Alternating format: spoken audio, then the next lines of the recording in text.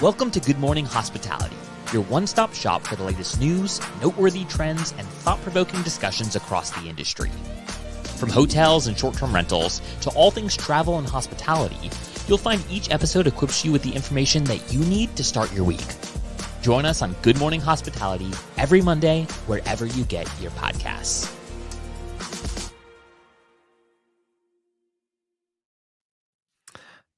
Good morning, Michael Golden. Hello, buddy. How you doing? Doing good, man. Good to see you. Where's everybody else? I don't know. I think Brandy kind of just gave up. I'm just kidding. She's on her European wedding tour still. Last leg. Woohoo! I know Jamie got stranded with the flight stuff. I wonder if Brandy is also stranded. My next door neighbors are stranded for the next couple of days as well. So it's been an interesting weekend. Yeah, I was gonna say interesting 8 days at least, from a political scale and the world, and then of course through travel and the industry. So it's very interesting. Brandy, I think, is okay from what she sounded in our group chat last night, saying that she was flying back from Dublin. So it sounds like she's still flying back. It's not like a delayed flyback. But TBD, Brandy, if you're tuning in live, let us know. Are you okay? Are you alive? and Jamie, did you ever get out? Or are you still up in Maine? Still hanging out seriously. up there?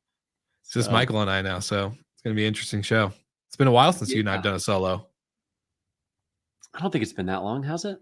It's been a minute. It's been a minute. Just because we saw each other in Auburn doesn't mean we haven't, done a solo episode in a while. All right. That's fair. Yeah. Well, what do we have on the docket today? We touched on flights, but man, what a fiasco. Yeah, this is why I'm not a Microsoft guy. I choose not to use Microsoft for this reason. Just kidding. But I do have the story kind of pulled up. I took some notes.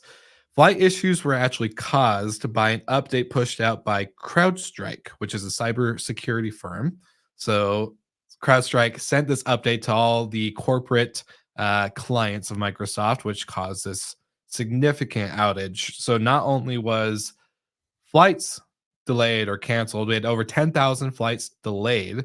We had over 5,000 flights canceled and many other crazy arrangements. And it's funny because out of the airlines that opened up travel vouchers, which allow you to change your flight without any fees, which is insane, that only 3 of them out of the 7 that were impacted actually allowed that to happen. Crazy stuff. This is like a tangent. This is like a Will rant. I know we normally cover Brandy rants, but my biggest travel rant and like thinking is, or hot take, airlines and rental cars are outdated and need a shakeup. That's just my opinion. Turo for me is not enough of a shakeup for rental car services that suck. I was stuck in Atlanta for an hour and a half trying to get to Auburn with a stupid rental car situation. They suck. They're the worst. And then airlines being a little outdated and a little lack of hospitality. Those are my rants. My key takeaway. Oh, you need to fly Delta. 100%. But Delta still was out. They were out. They had over 3,500 flights. This wasn't their fault. The takeaway for me is that the consolidation serves a lot of good purposes, but there is some serious risk to consolidation. I've never heard of CrowdStrike before. I'm not a back-end developer by any means, but I typically have heard of a lot of different softwares, and this is one I haven't heard of.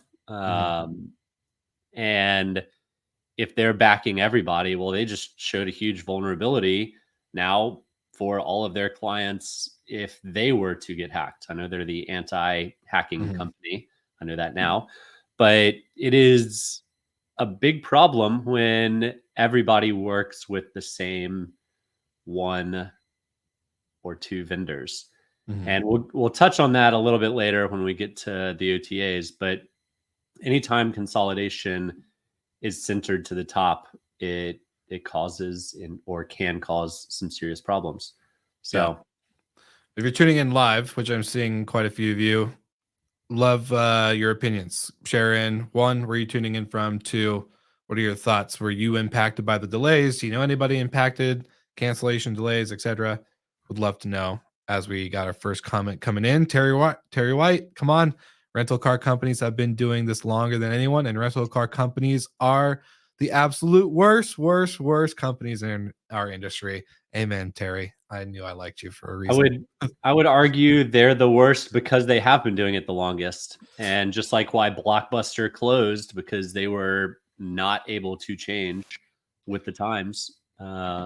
These big companies, not rentals, Enterprise and Hertz, they're the biggest ones, right? In my opinion, I think they're the biggest ones in rental cars. And they can't update a credit card at the stand, right? Like all this crazy stuff that just makes no sense. And the willingness to not even care. Like there's like, call customer service. I don't care. There's no one on site that can handle anything either. Sorry, I don't mean to go on this tangent. It just happened recently and I haven't been able to vent about it. So this is my vent. So some of that could be systems in place to prevent like fraud or back charges or things like that. I don't believe it. Hotels could do the same. Hotels could update credit cards with photo IDs. Rental cars should be able to do the same. Okay. All right. So, feisty Will. Insane. It is. Well, let's pop across the ocean to a former guest of our show. You want to cover that one, Will? Yes, sir. So Bob W. We've had Nico, co-founder, CEO, on the show back in October last year when we were at VRMA. Michael wasn't there, but Brandy and I were. And Michael and I got to interview Nico while Brandy was on stage talking about Bob W. They're a multifamily operator in Europe. They're in 29 European cities and they're growing like crazy. It's been really cool to have. But anyways, the story is they partnered with a firm. They're going to invest about 140 million pounds or 120 million pounds into basically unused hotel and corporate office real estate to repurpose in order to turn into urban apartments. So, call it service let apartments in Europe or in UK, but basically doing the same Bob W business model through distressed assets in urban areas, which is great. So 120 million pounds is a lot of capital to deploy. And you know what it doesn't do? Eat into the housing supply and play into the narrative that short-term rentals are killing your communities. Now, Paris passed a law a long time ago that basically said you can convert anything into a short-term rental and you'll get a license, but except for existing housing units. And so I love this repositioning. I mean, there will be more and more commercial real estate, particularly office space, open and available. Those conversions are not cheap. They're very, very expensive. But that said, they've got 120 million pounds behind them, which they estimate to be about 2,000 more units. This will probably take them 5 more years to roll out. But the PropCo OpCo model is a fantastic one, and it's really no different than what traditional hotels do. Marriott spun out their real estate division and it's called Host now, and they have their operating and brand company. So not dissimilar at all to how Bob W structured this deal. I think that type of PropCo OpCo partnership is beneficial to everybody. There's not an additional hand to feed or mouth to feed like a traditional short-term rental market might have 150 owners in 140 houses. And this is one neck to squeeze so they can actually not focus on all the comms and account management of all of the different property owners. But it comes with a little more stress and a little more scrutiny, I'm sure, having kind of one neck to squeeze.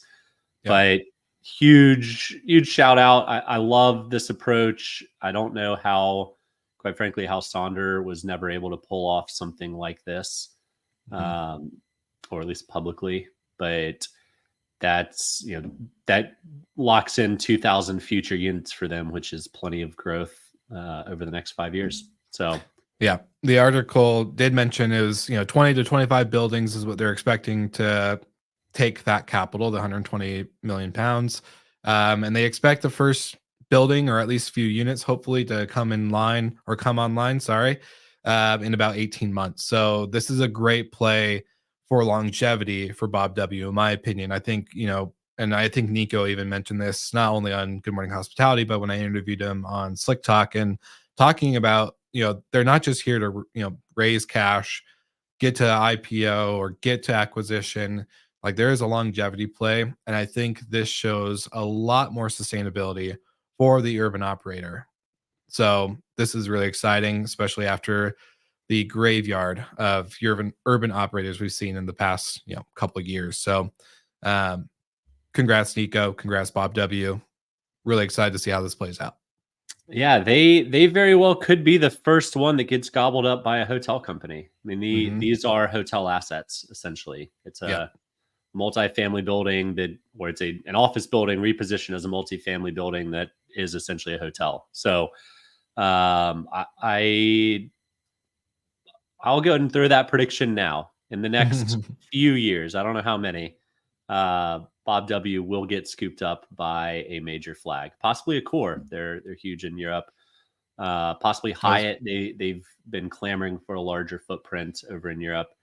IHG similarly wanting more of a footprint, but it's tough to say it's not going to be the incumbent Marriott with their apartments and rebrand Bob W. I was just gonna say, Nico told us he wanted to come to the US and expand this way, and it's perfect brand and perfect inventory for Marriott's apartment product. So it's gonna be fun. Fun to watch. Well, we touched earlier on how consolidation is great in many facets, but it's a big risk.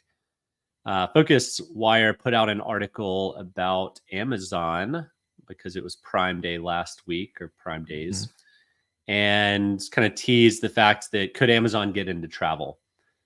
I think they tried it 10 to 15 years ago, but they tried it twice a long time ago. And the article goes through a lot of industry voices who say travel is way too complex for Amazon. But I'm sorry, it's not. Those people are wrong. There is no inventory sitting on shelves. There is no logistics. There is no packaging. There is no, it is far easier to, theoretically, easier to move units of blank empty hotel rooms than it is to get a package from point A to point B in 2 days that costs, like, where shipping is free, right? That's nuts. The whole premise of Amazon, when you boil it down, and you're as old as I am, it's wild to think, like, I remember ordering something and just expecting it to take 2 or 3 weeks. And that was just kind of what happened when you ordered stuff online. And that's why people still went into stores. But anyway, a lot of people think Amazon could and should start out with kind of the Costco fully bundled packages. That's totally fine. It makes sense too. But I also, there's no reason how or why Amazon cannot be a competitor to Expedia or Booking on flights, on hotel rooms, on cruises. Will, thoughts?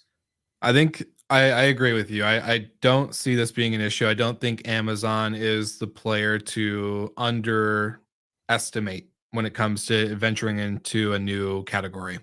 I will say, to the comments of inventory management and logistics, the only thing I could see there being an issue with Amazon not being a traditional travel player and getting into travel is there is a kind of comment, and I don't fully agree with this comment in the article, but there's a comment about how it's basically the technology landscape behind the scenes, old legacy software with new age apps trying to play together. Currently, we see that being fine. Now, my one thing with Amazon and inventory management is its accuracy or speed to have the updated inventory for sale on flights or rooms, etc. Because if they don't have a traditional GDS where they can actually pull through this type of digital or non-physical inventory until the moment of occupancy, then that's going to be their issue. They're going to have to combat how they're pulling their inventory at a faster rate than probably most people, just because they don't have the traditional infrastructure behind the scenes. So that's my only thing thinking. I don't, Amazon has again, they have more servers than anybody on earth. It's an it's not insane. it's not the servers, it's getting the technology actually implemented correctly. No matter what the company's scale size is, it's always about proper implementation. Sure. And I think there's some very easy mechanisms. Your favorite word, a channel manager, can make life really easy on. They make life really easy on any new uh, entrant into the travel distribution or OTA market. So there's no reason why they can't do it. There's also no reason why Facebook/Instagram can't do it. We've talked on the show a lot about how I think Instagram needs to become an OTA, and alternatively, why we think Airbnb is going to become a social media platform. We know that travel, an Expedia stat from a month or two back, 80% of travel is inspired by social media. People learn about places they want to go. They research it. They scan through photos. They see what other people are doing, all because of social media. And so the fact that Facebook/Instagram isn't transacting in travel yet, I would probably venture to guess they would move to that faster than Amazon. But there's no reason why Amazon can't do it either. Well, like I said, I wasn't disagreeing with you. That's going to be their struggle, though. It's going to actually make sure that they are able to keep up with this type of inventory and actually have a technology backend that can, yeah, manage everything properly instead of, like you said, units on a shelf. It's units on a screen basically until there's a bum in seat or there's a head in bed.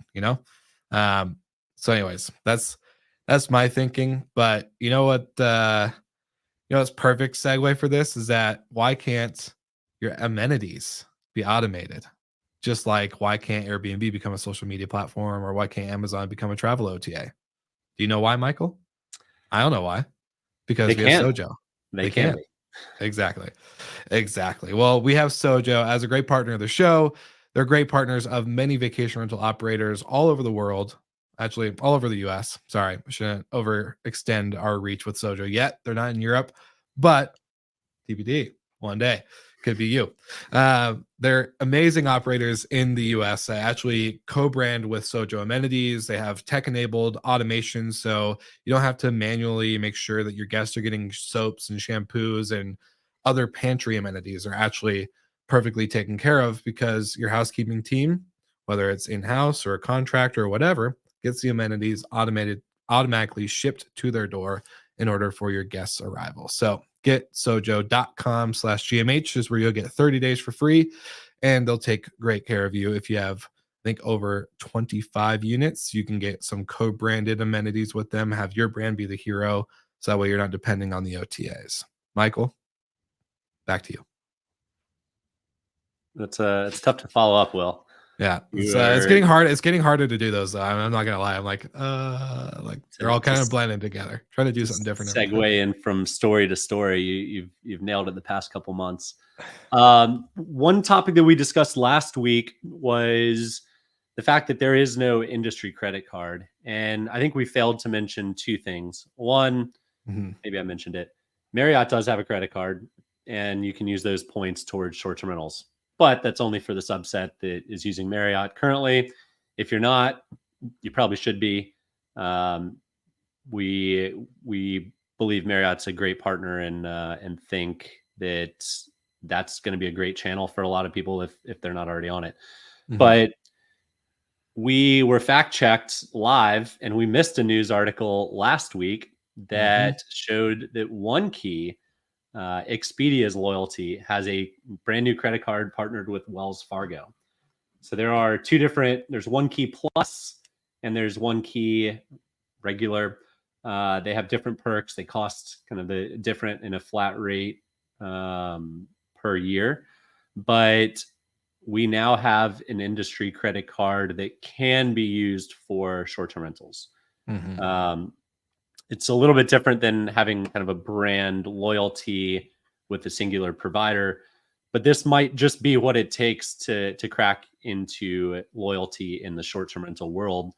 And honestly, it's probably better too, because having loyalty just in short-term rentals, people take 1 or 2 trips a year to go stay in a Verbo by the sea, right? They might do 1 beach trip and 1 ski trip, and so that's tough to build up loyalty over time.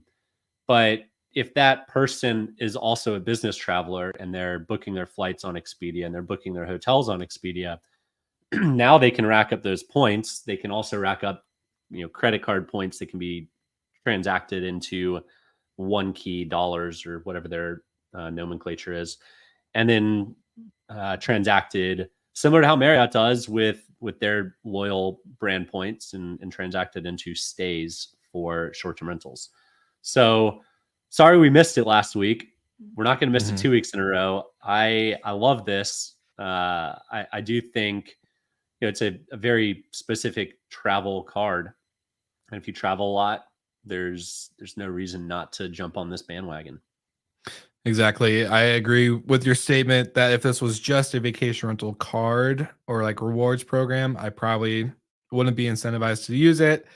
But the fact that I can kind of go throughout the Expedia inventory of flights, hotels, and then hotels.com as well, I think it adds a lot of variety to it. So you can kind of pick when you want to use the OneKey cash or gain points on this and that. It is in partnership with Wells Fargo and Mastercard. I don't know why. Don't ask me why, actually. I'm just not the biggest MasterCard guy. I'm a Visa fan myself. Maybe Costco ruined that for me because they only take Visa. But yeah, I don't know. I like Visa. But this one's interesting. And I want, like Michael, I wish we kind of talked about this before, because I was reading some posts on LinkedIn and people were kind of curious in the vacation rental world, like who's covering this cost of OneKey cash for people like the vacation rental property managers. And I saw a post, and even Tim Rosolio commented on it, saying that they self-fund the cash, like the cash or the OneKey cash, but apparently the cash can only be applied to Verbo bookings when Verbo is the merchant of record. So if you are the merchant of record, apparently travelers can't apply the OneKey cash to you or to your booking.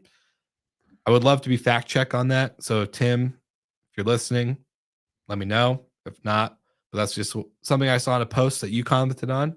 So just putting it out there. It makes sense. It makes sense why they would need to be the merchant of record. They're the ones handling the transaction and actually paying it out. So probably a benefit to using them as a merchant of record if you aren't already.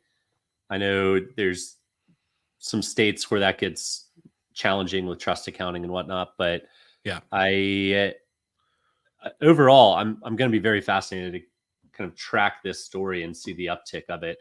We know that it's a huge, huge line item of profit for Delta, for Hilton, for Marriott, but can Expedia do that being brand agnostic? And I don't see why not. We also talked about all the independent hotels that kind of get left behind on the loyalty programs. And I can't remember who, but we were also told about a cool company called Stash that is basically independent hotel loyalty.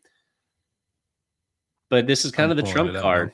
Yeah, this is kind of the trump card. Expedia has big brands. They also have the independent boutiques. They have short-term rentals in cities, in destination markets all over the world. So I'm a big fan of this one. I've been kicking around, should I get this card myself? So stay tuned. Yeah. Stay tuned. No, it's sounds cool. Should be interesting. Again, gonna be a lot of I don't know, because like I would love to see the comparison, or not even the comparison, because I doubt that there really is much.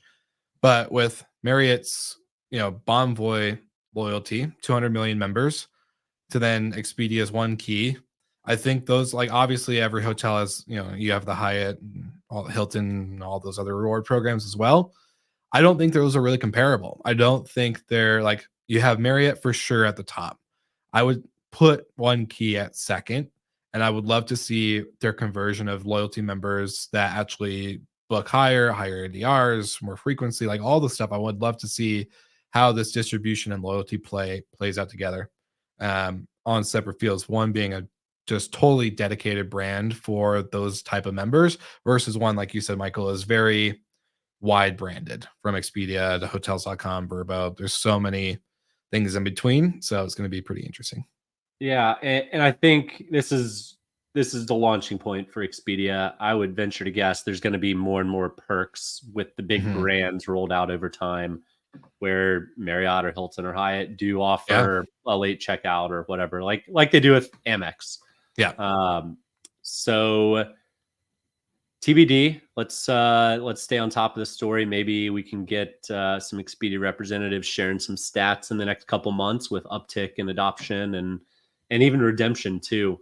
But I generally agree with you that Marriott's going to be the big incumbent in the loyalty space. They obviously already are. But the traveler is enjoying the more experiential travel, the more independent and boutique type of stays over time on the hotel side. But similarly, Marriott's buying more and more brands that identify with that culture. So yeah, it's a very rapidly moving, changing space in hospitality, and we're here for it. I love it. Yeah, gives us a lot to talk about. And the independent hotel one that you were mentioning, Michael, I just pulled up the post from last week, and Paul Manzi commented, it's Dash Hotel Rewards. They're trying to own the independent hotel space for loyalty points and creating programs. So shout out to Stash Hotel Rewards for finding a problem and trying to create a solution. I'll solve it. Yeah. Nice baby. Cool. Well, Brandy, Jamie, we hope you guys get home without too much more controversy. I know Jamie's probably dealt with it more than Brandy thus far, but and to all those traveling this week. So it's, I guess, of all weeks for it to be, it's not a holiday. It's kind of midsummer, so there's not a whole lot of business travel, relatively speaking. But it's still a headache nonetheless, and thousands of flights canceled. Yeah, is a disaster for airports. Last Thursday was the third highest reported travel day on TSA record, and that was a Thursday. So imagine in the middle of summer. That is very unexpected. So travel's back, baby. Travel's back. It's back. It's back, dude. We're here. We're totally killing it. Yeah, it's gonna be interesting to see. It was like 2.95 million travelers. So wow.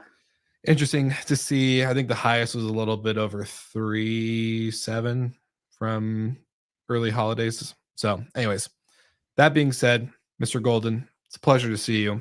Anything fun this week? Just for the listeners, you never really give us any juice, so it's always kind of like, is he gonna say, "Oh no, just juice. grindstone, hit it"? Same old, Gosh, grinding away. Gosh dang it!